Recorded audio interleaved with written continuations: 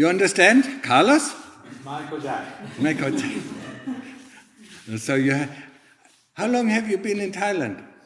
Off and on about 15 years. 15 years. And you don't understand too much of Thai, huh? Ignorant.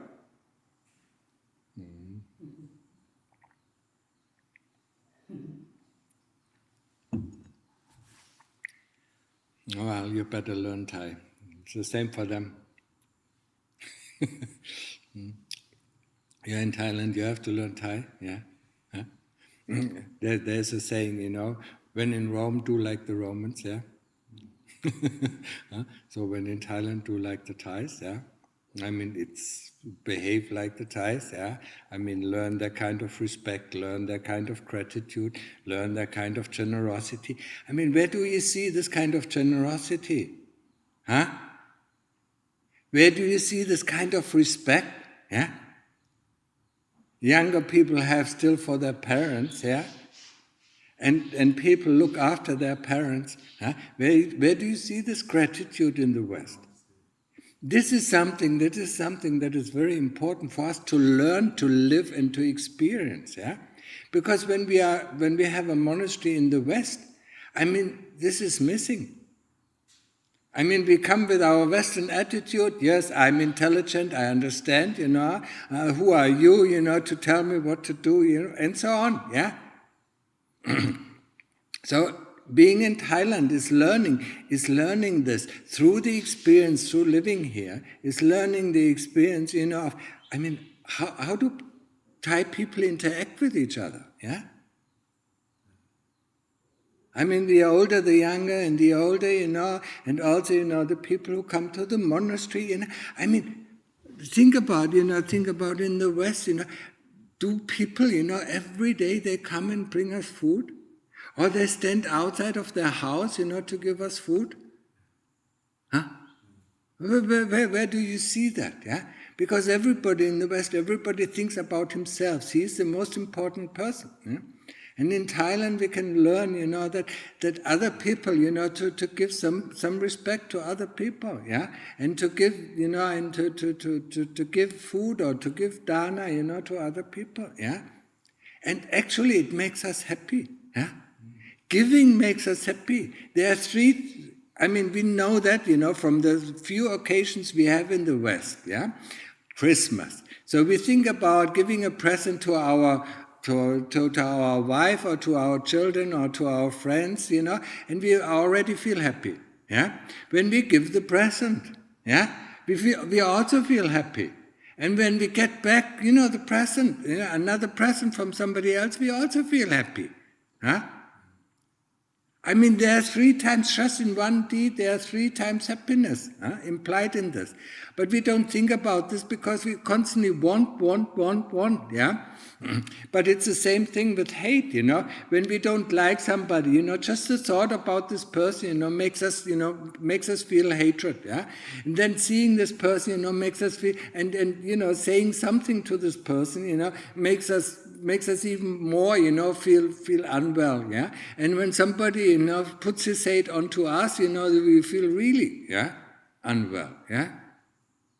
So all these things, everything that we do, yeah, will have effects, instant effects and long-term effects, yeah? The instant effect we can see when we think about, stealing or killing somebody or just doing some harm to some people. This is not a good feeling, yeah? But if we think about doing something good for a person, even if we don't do it, just the thought of it, feels good. Why don't we look at these things? Yeah, why does the sasana, why does the religion have to teach us this? Yeah, if we would look, what is happening in our heart, we would notice it. Yeah, and then we wouldn't do anything that that makes us feel unhappy. Yeah. Because most of the things, come from ourselves. We make ourselves unhappy by not doing the right thing. Yeah, but we are trained to do it because, actually we are not living in this world. We are living in a dream world that is called, the world that we see, but not the world that we experience. Because the experience, whatever we experience during the day, is overlaid or hidden by our thoughts about the future, yeah, or by our thoughts about the past. Yeah? So we never actually live in the present moment. Yeah? In the present moment, we are free to choose anything. But when we live in our thoughts, or when we live in the future, or when we live in the past, we are not free. Because it is already narrowed down, and then we think about how can we get out of it, huh? Instead of, leaving everything aside, and just looking what is happening inside our body, yeah? And this is a very difficult training, yeah? So, and then we would see, doing good is always makes us happy, yeah? And doing bad makes us unhappy, yeah? So nobody who sees, who wants to hurt himself? Hardly any person, yeah? But we don't know this because we don't experience it, yeah? And here, when we live here in Thailand, we feel some of this culture, yeah? If we are not living in a Western enclave, within Thailand, what happens to quite a few people, yeah, when they're living in Phuket or in Pattaya, they live in their own world, and they don't notice, what is going on, yeah. They don't see this, yeah. But especially living here in a monastery, you see it. Every morning the people come, yeah. If you go sometimes on Pindapat, you see how the people are waiting outside of their house, for the monks to come by to be able to give them food. This is pretty much unheard of in the West, yeah. This is the generosity, and every kind of generosity makes our heart light, yeah. So starting a day, with doing some good deeds, yeah, makes the day much lighter, yeah. So that's why normally, the Thai people are quite happy people. Smile, yeah. Smile, Thailand. What was the slogan in 2000? Yeah, happy Thailand, smile. Yeah? And they understand the Dhamma, yeah. They know, whatever, sometimes you have to remind them, yeah, whatever you do is what you get, huh? Because sometimes they forget it, but the moment you remind them, they can reflect on it and relate to it, yeah. Whatever we get is whatever we have sown in the past, yeah. Whatever we have done unto others in the past is that what others will do unto us. So, and then you can live a very easy life. You don't have to feel hatred towards a person who does you injustice, yeah? Because I must have done it, otherwise it wouldn't have come back to me. Huh? Every deed, every thought that we have, every every deed that we do, yeah, in speech, in physical action, and even in thought, will come back to us. It's a boomerang. Have you heard of a boomerang? Yeah, it always comes back, yeah? And it hits you, if you use a boomerang to kill somebody, it comes back and hits us and kills us, yeah? If you use the boomerang, to distribute food, it will come back with food to us, yeah? So, that is the law of kamma, yeah? Even Jesus said that, what you sow is that what you reap. But in Christianity, there's only one life. I don't reap what I sow. I sow now good deeds. Why don't I reap good? Yeah? Why do I reap all this hatred and so on? This is so unfair. This is so unjust. Because they only think about one life. Yeah. When in Buddhism, you have billions of lives. Yeah.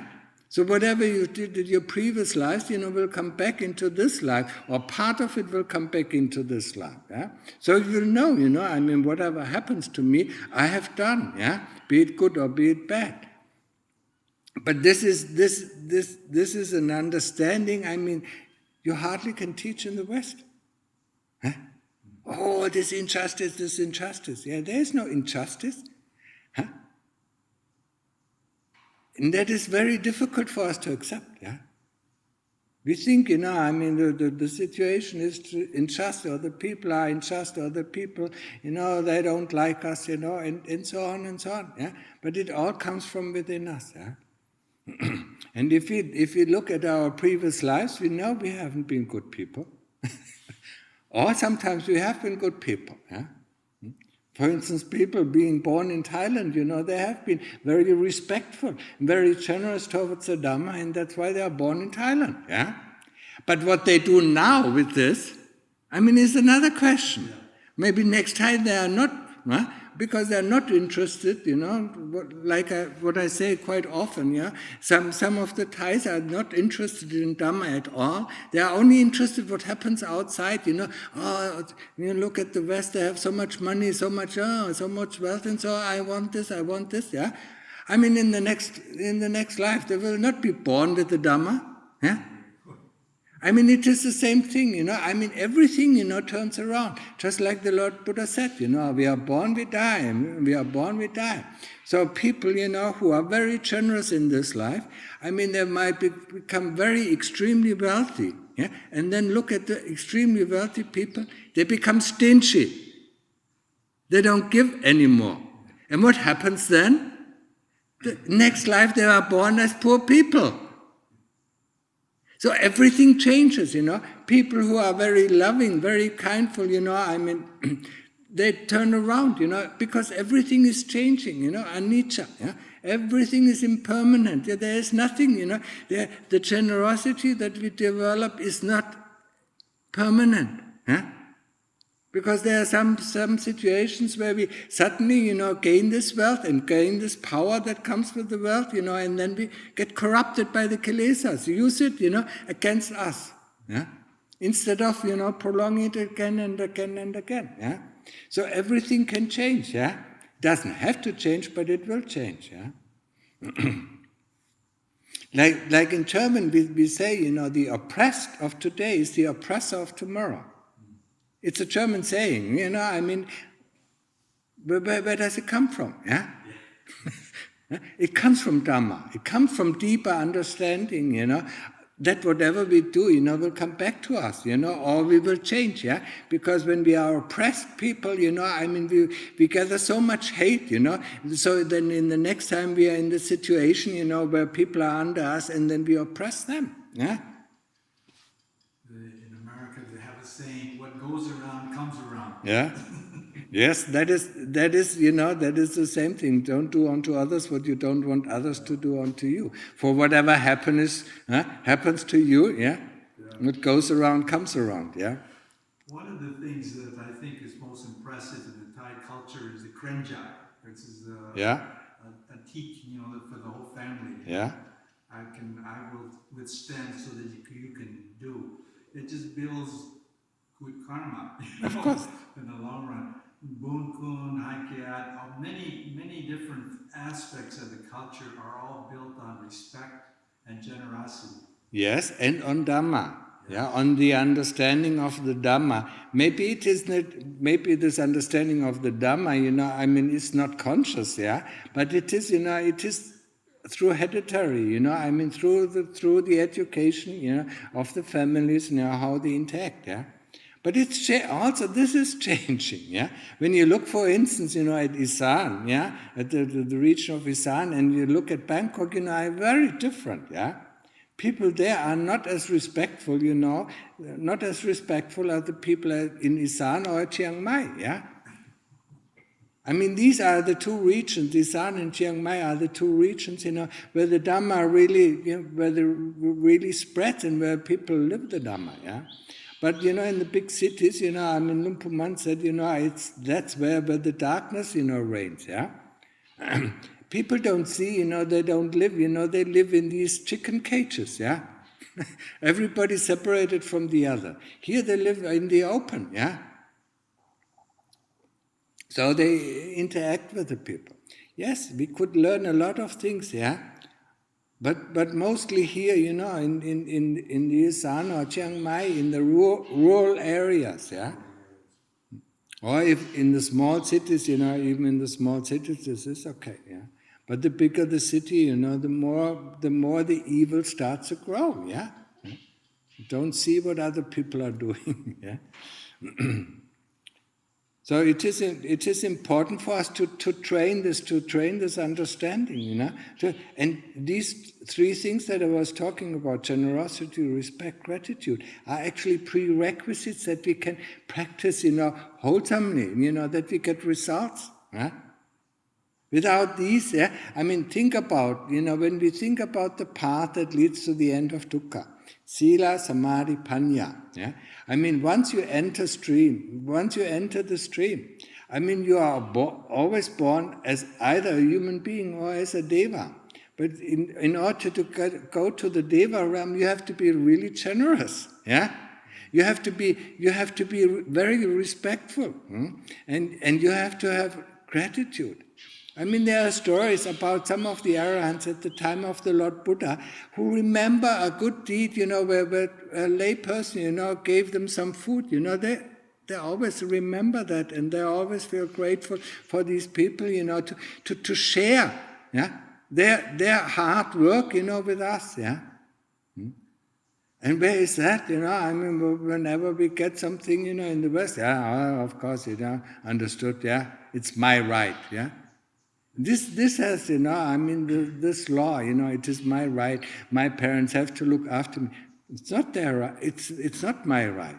If the parents look after me, it is my own fortune, If they don't look after me, if they kick me out with 2 years or give me to another family, it is also mine, It's not it is not my right that my parents are paying for my university studies,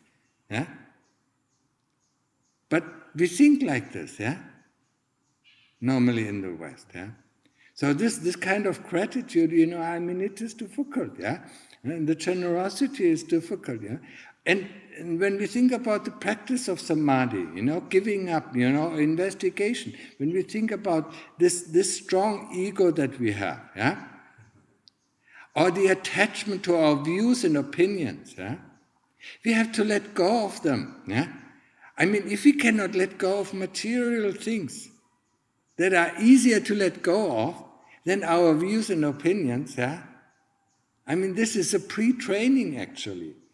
And if we cannot be grateful for the receiving of the Dhamma or for the receiving of whatever happens in our practice, we cannot go further, we cannot process, or proceed. Never forget, one thing you said early on was, the best opinion is no opinion. Yes. Just have an open mind, most of us don't know if heaven exists, or beings in heaven exist. Have an open mind for it. Don't deny it, and don't say, don't affirm it, If you don't know it, say, probably it is, but I don't know it, but, This is helping us through the fetter of doubt, Doubt that there is heaven and doubt that there is rebirth, Most of us from the West, we don't believe in rebirth,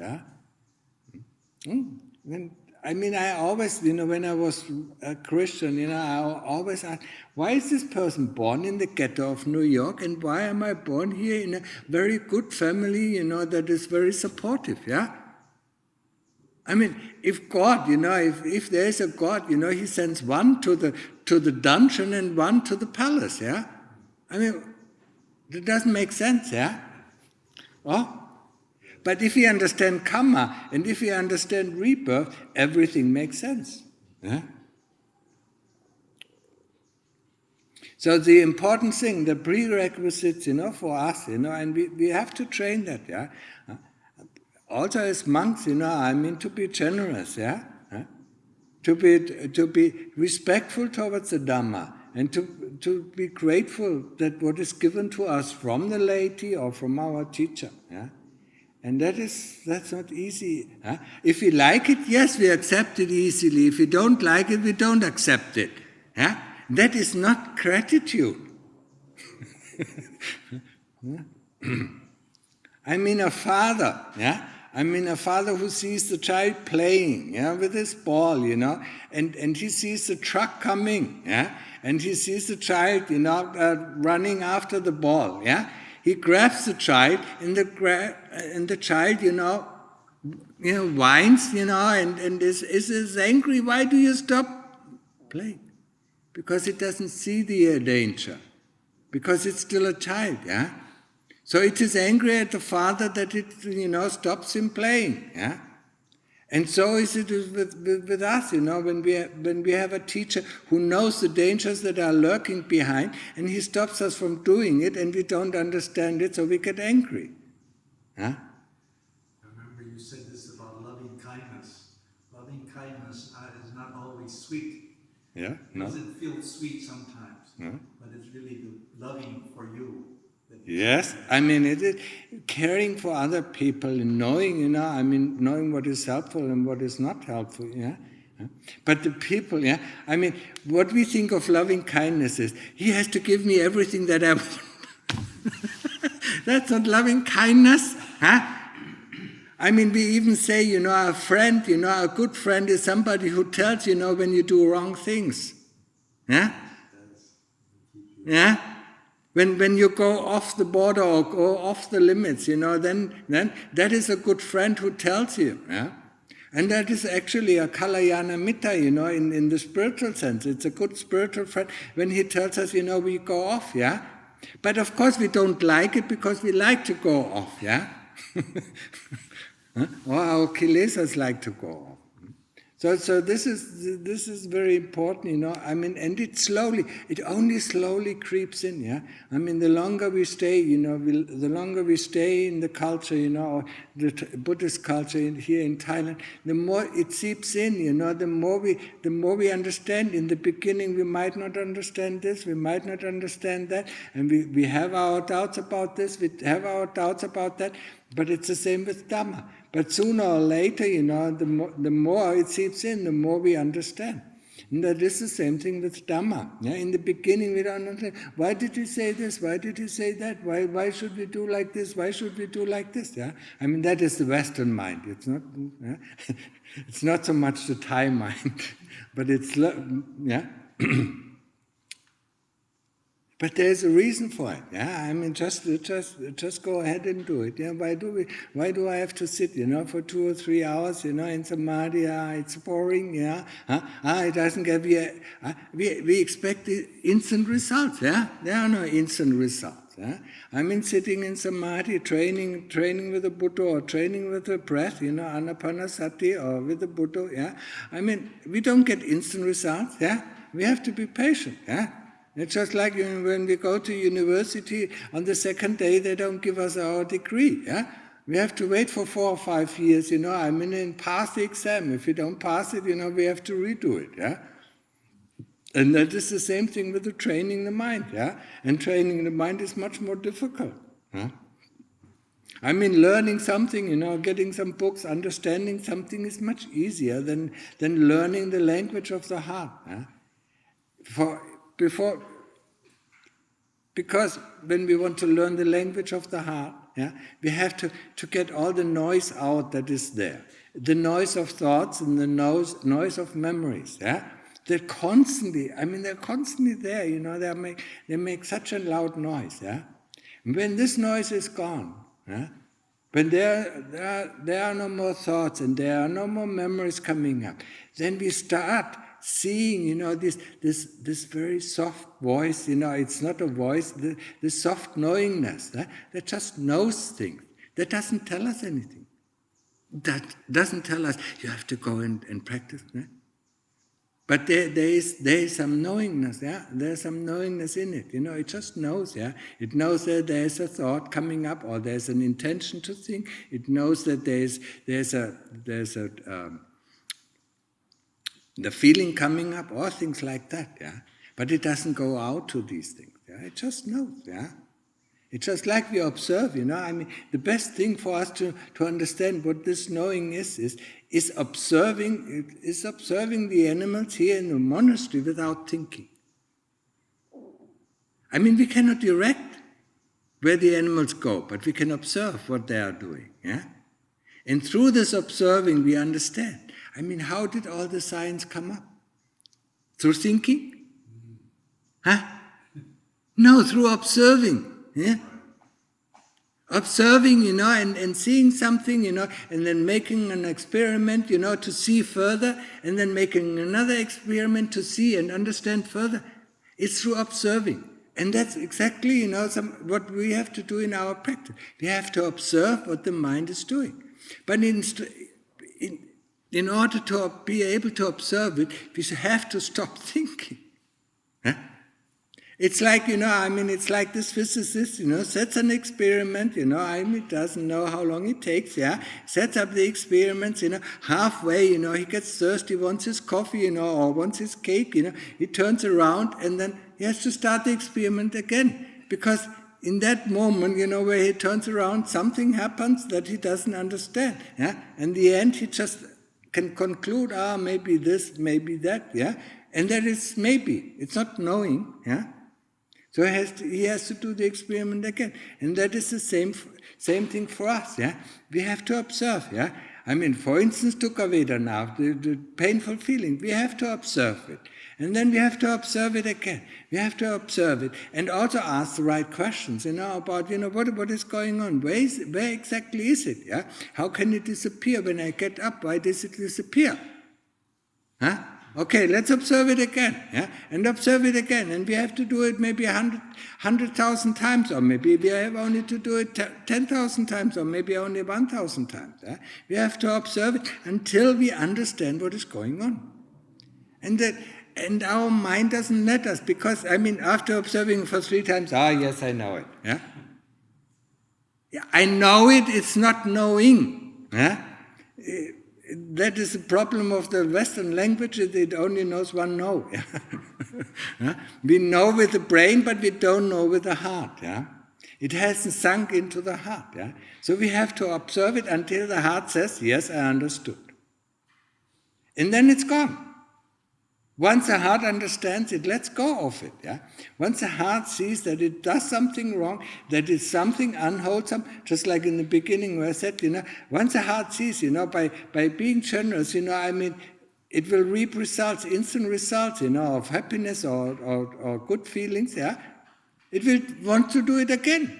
Who wants to make himself unhappy all the time, And when it sees, when it understands, of course we might understand it here, but that the heart is a completely different, it is not the same, What we understand in our brain is not what the heart understood. Once the heart understood, it can let go. Even if the brain says, I want to do it, the heart says, no, I'm not doing it. And if the brain says, I don't want to do it, the heart says, I still want to do it. So we have to teach the heart, And this kind of understanding is very difficult, Because we are trained in the West, to understand here, up here, With our brain, or through intellectual understanding. But that is not the same, That's why I use, this kind of understanding is when I have a group of people sitting around of the fire and discussing how the fire is, And then a third person, another person comes in, hears this person says, fire is cold, don't worry, it's just nice, it just has a nice color. The others say, it's hot, you burn yourself. The others say, no, it is just warm, you warm yourself, because, and so on. They are all assumptions, And then this person looks at it, grabs in the fire, he knows, and he runs back.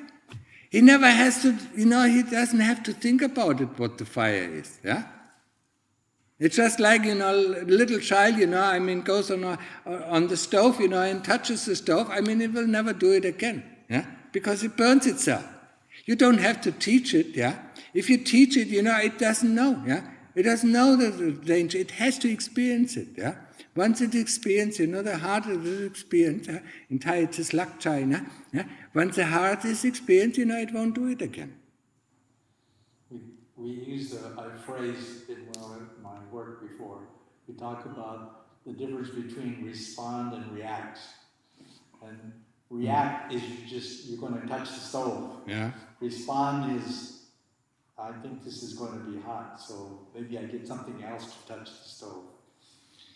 Yeah, but it's not the same. It's not the same thing. Yeah, I mean it goes in the right direction, but you still use your thinking. You don't have the experience of actually, because I mean even if you touch it with a different piece of, you still don't know if it is hot. Yeah. Only when you touch it, when you have the experience, it is hot. Then you know it is hot, and you don't have to ask anybody. And that is the same thing with our experience we have in practice. Yeah. Once we have the experience, for instance, once we have the experience of samadhi, we know it is samadhi. And we don't have to ask somebody. Or if you have the experience of entering the stream, you know. Yeah. Am I a stream enterer? I mean, you don't have to ask. You know something has happened, and you know the result, but it doesn't pop up. Now you are a stream enterer. This sign doesn't pop up. But you know something very revolutionary has taken part in your heart. And over the time you will understand. And especially an Arahant doesn't ask another Arahant, am I an Arahant? He doesn't have to ask these things. Have I understood? I mean, sometimes when you do investigation of the body, when you do a super practice, you see, this pose is loathsome, and then you ask the heart, you understood? No. It instantly reacts no. That means you still have to do it again and again and again until the heart says, I understood. And once the heart understood, it's the end of the matter. There's no interest. The heart doesn't have then any more interest in investigating the body. But the kilesas, tell us, I don't want to investigate. What? You don't want to? That means I have to. Okay. I think that's enough for today. If you have any questions, practice, use the time wisely. I mean, we are here. We have been monks. Or we are lay people. We devote our time. To at least 12 hours of practice. Not 12 hours of sleeping.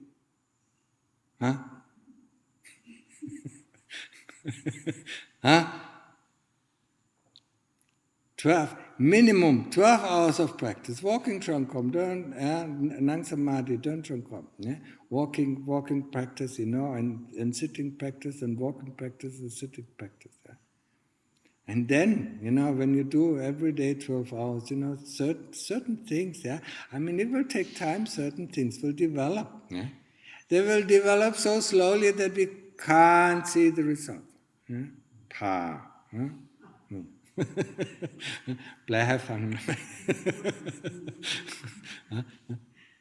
But over the time when we look back a year ago, you see certain things have changed. And that's it. I mean, how many lives have we lived, in a very unwholesome way, I mean, just in this one life, or, in many lives, I mean, we slowly train ourselves, to get to the root of the things, to get the cause of the things, I mean, it will take time, It's not easy. So use the time wisely, practice, as much as you can, 12 hours, and 14 hours, 16 hours, and 18 hours, and then you will see the results, Okay.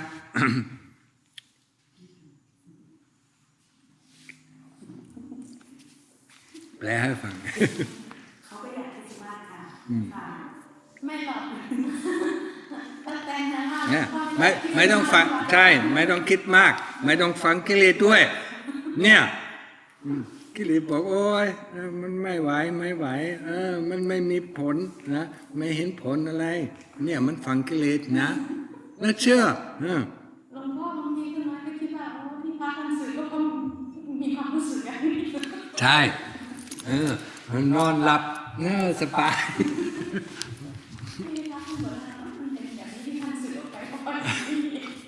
ใช่จะนอนหลับนะถึงวันตายนะมันจะทำไมมันร้อนจังอยู่ที่ไหนตกนรกแล้ว